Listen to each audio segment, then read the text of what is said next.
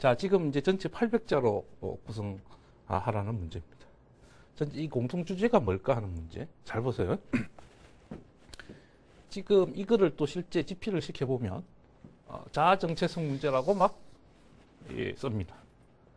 전체 분량이 이제 800자 정도 되면 요거를 한 200자, 제시문 간의 관계 분석 400자, 요거 한 200자 이렇게 써주셔야 될 텐데, 요거 한 서너 문장 되죠. 요거를 쓰실 때 자아 정체성은 되게 중요하다, 뭐 이렇게 써버리면 반쪽짜리밖에 안 됩니다. 무슨 이야기냐면 전체 4제시문 중에서 이 2제시문을 주목을 하셔야 됩니다. 이 2제시문, 가상 공간에서의 경험, 그리고 눈만 뜨면 바라보는 광고는 조선시대의 선비한테는 해당이 안 되는 그런 상황이죠. 오늘날 현대인들이 살고 있는 삶의 풍경입니다. 자, 야, 내가 지금 하고 있는, 내가 입고 있는 옷, 내가 살고 있는 집, 내가 몰고 있는 자동차, 이것에 대해서 내가 생각을 끊임없이 광고를 보면서 판단을 해요. 내가 뭔가 궁금하고 하면 꼭 인터넷에서 검색해서 봐요. 이것이 일상이 된 상황 속에서 나다운 삶을 살려면 어떻게 할까? 이 문제죠. 그래서 이 2 조건이 결과 자아 정체성 문제는 문제인데, 이러한 사이버 공간에서의 어떤 다양한 경험들과 끝도 없이 나를 유혹하는 광고들의 그 둘러싸여 사는 오늘날 현대인들이 자기 중심을 잃지 않고 자기다운 삶을 설계하려면 어떻게 되느냐? 현대인의 자아 정체성 문제가 주제구나. 풀어서 뭐 써주면 되겠죠? 오늘날 현대사회는 과거 어떤 때보다도 개인이 살아가기에 복잡합니다. 유혹하는 것도 많고요. 관계도 복잡합니다. 이 속에서 자기 나름대로 의미 있는 삶을 살려면 자기 중심을 확고히 잡아야 되는데, 그 과정에서 꼭 필요한 게 바로 자아 정체성의 확립입니다. 그러니까 과거에 맹자가 살았던 이 시대보다 오히려 자아 정체성 형성이 필요한 것은 지금의 이 시대이다. 어떤 의미에서 맹자께서 이런 이야기를 한 것은 자기와 동시대를 살았던 사람들을 위해서가 아니라 먼 훗날 21세기를 사는 사람들을 위해서 미리 그런 거를 썼다고 할 수 있을 정도다. 뭐 이런 이야기죠.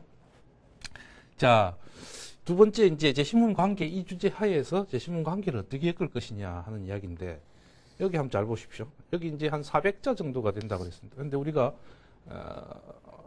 이제 현재 언어 논술에서는 주어진 제시문에 대한 정확한 독해 능력을 채점의 주요 요소로 삼고 있습니다. 그래서 답안 속에 주어진 제시문을 정확히 독해하고 있다는 것을 뚜렷하게 정확하게 보여줘야 됩니다.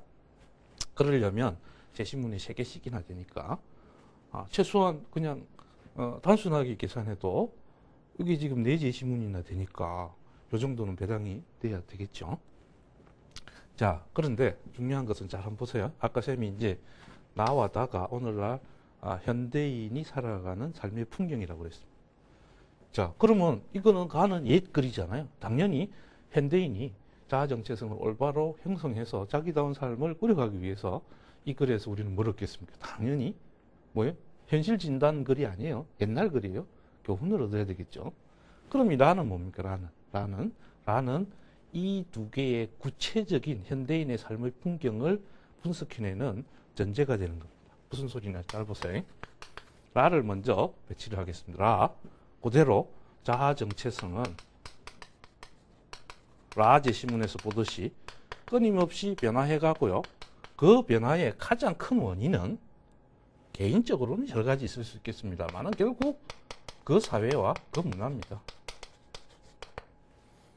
그러니까 우리가 그 올바른 삶을 살아가기 위해서 자기 스스로의 개인적인 노력도 굉장히 중요합니다만은 우리들이 몸담고 있는 이 사회가 괜찮은 사회가 되도록 노력해야 될 이유가 여기 있습니다. 나 자신도, 나 자신에 대한 생각마저도 내가 살고 있는 사회의 구조, 내가 살고 있는 사회의 문화적 풍경에서 결국 자유롭지 못하기 때문에 내 세대는 어렵더라도 내 다음 세대가 내가 살던 그런 사회보다는, 또 나의 자식 세대는 내가 살았던 그런 삶보다는 조금 더 인간적인 삶을 살게 하려면 사회의 구조를 바꿔줘야 되는 겁니다. 용기 있게. 내가 잘못돼, 이건 아니라고 생각한 거는 바꿔줘야 다음 세대의 개인들의 삶이 아름다워지는 겁니다. 자, 그 다음에 구체적으로 그러면 구체적으로 나와 다는 요런 현대인들이 자기 자신에 대해서 어떤 생각을 갖게 되는지 형성에 아주 결정적인 영향을 미치는 두 가지 문화적 환경에 해당되는 게 바로 나와 다에서 논의되는 겁니다. 물론 여기서 이제 이 가상 공간에서의 다양한 경험이 시공간의 장벽을 넘어서 활발하게 이루어지는 이러한 가상 공간에서의 다양한 경험이 이게 긍정적으로 작동할 수도 있고요. 부정적으로 개인들에게 영향을 미칠 수도 있습니다. 제시문에서 이렇게 객관적인 상황만 보여줬을 때 하고 이렇게 부정적으로 단정이 되어 있을 때는 구분을 해서 이런 객관적인 상황만 언급이 되어 있을 때는 그것이 가져올 수 있는 긍정적, 부정적 가능성을 둘 다 언급을 하시면서 답안 작성의 방향을 잡아가는 것도 요령이라면 요령입니다. 자, 그 다음에 요거는 뭐 이렇게 제시문 자체에서 이미 자아 정체성과 관련해서 광고는 소비자들한테 부정적 영향을 준다라고 했기 때문에 그것을 받아서 써주면 되겠고요. 그 다음에 가에서는 당연히 이러한 상황에서 우리가 어떻게 살아야 되는지 교훈을 준다. 그런 식으로 정리를 해내면은 제시문 이 공통주제 하에서 각 제시문이 요거는 하나의 논의의 전제가 되고요. 구체적인 현대인의 자아 정체성 형성에 영향을 미치는 요소들이 되겠고 그런 환경 속에서 어떻게 살아야 되는지 단서를 제공해 주는 글로 제시문 관계가 분석이 됐습니다. 그럼 여기서 이제 견해는 뭐냐 하면은 견해를 말하라 그러는데 정확하게 보면 이렇게 복잡다단한 현실을 살아가는 눈과 귀의 욕망을 자극하는 수많은 광고들과 이 장벽 없이 뚫려 있는 이 가상공간 허허허 벌판에서 중심을 놓치지 않고 살아가려면 어떻게 해야 되는데 하고 되어 있는데 이러려면 이제 여기 지금 나와 다에서 광고 이야기가 나왔고 가상공간 이야기가 나왔잖아요. 어떤 학생들 쓰라 그러면 또 여기서 가상공간의 정보를 어떻게 볼 것이냐, 광고를 어떻게 봐야 될 것이냐로 또 논의를 국한시켜가지고 또 마무리를 지으려고 그래요. 그러면 안 돼요. 융통성을 발휘하셔야 돼요. 여기 나의 가상공간 이야기는 지금 현대인들이 살아가는 21세기 사회의 풍경이란 말이에요. 흔히 정보화 시대입니다. 인터넷을 검색하면 실시간으로 떠오릅니다. 수많은 정보들이요. 내가 알고 싶지 않은 정보들까지 독해 능력만 있다면 얼마 지나지 않아서 뭐 영어나 뭐 중국어 몰라도 그냥 그 사이트들 다 이렇게 완벽한 해석해가지고 화면 위에 부팅될 날이 있을 거예요. 기술의 발전이라는 그런 거니까. 그러면 내가 이 컴퓨터 화면만 켜면 전 세계의 정보가 실시간으로 내 눈앞에서 펼쳐지는 이 상황에 그걸 우리는 정보화 사회라고 합니다. 즉 가상공간 경험 이야기를 이렇게 확장시켜서 말씀을 해주셔야죠. 광고요, 광고. 소비사입니다. 과거에는요, 사람들이 수요는 많은데 공급이 잘 안 됐어요. 그래서 빨리 만들어서 빨리 파는 사람이 장대 돈 벌었어요. 요즘은 그게 아니에요. 공급은 많은데 수요가 새로운 수요가 창출이 안 되면 안 되는 시대가 됐단 말이에요. 그래서 끊임없이 사람들이 새로운 걸 소비하도록 광고가 대대적으로 이루어지는 사회입니다. 그리고 나의 사회적 계층조차도 내가 무엇을 소비하는 것에 의해서 결정되는 나의 존재감도 나의 정체성도 나의 소비를 통해서 구현이 되는 시대입니다. 그걸 일러서 소비사회라 그런 거고 여기 논제와 관련해서 간단하게 좁게 규정을 하면 우리들로 하여금 눈만 뜨면 이것을 사서 소비하라, 소비하라. 너는 어제 쓴 거를 또 쓰고 있니? 너는 시대에 뒤떨어졌으니까 새로 나온 상품을 소비하라라고 강요받고 있는 사회입니다.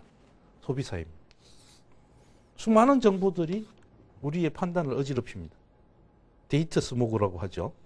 끊임없이 나의 욕망을 자극합니다. 이런 상황 속에서 내가 중심을 놓치지 않기 위해서 뭐가 필요합니까?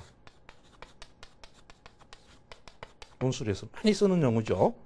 과연 이 세상에서 떠도는 많은 이야기들 어떻게 바라봐야 되냐. 그 속에 진실을 어떻게 찾아낼 것이고 거짓을 어떻게 구분할 것이냐. 어떻게 하면 내가 이 수많은 이야기들 속에 휩쓸리지 않을 수 있을 것이냐. 그리고 나의 욕망, 내가 욕망하는 것이 과연 나의 필요인지 아니면 충동된 욕망인지를 구분해낼 수 있는 자기절제력, 상황을 판단할 수 있는 비판정신, 이런 게 없으면 우리는 길을 잃어버립니다.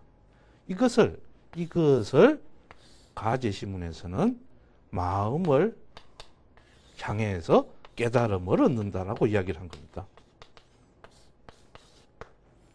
자, 이것을 우리가 정리를 한다면 이 수많은 난무하는 정보 속에서 끊임없이 나의 욕망을 자극하는 이 사회적 풍경 속에서도 내 중심을 놓지 않고 내가 남들이 어떻게 살든 간에 내가 옳다고 여기는 삶을 꿋꿋하게 살아갈 것이냐.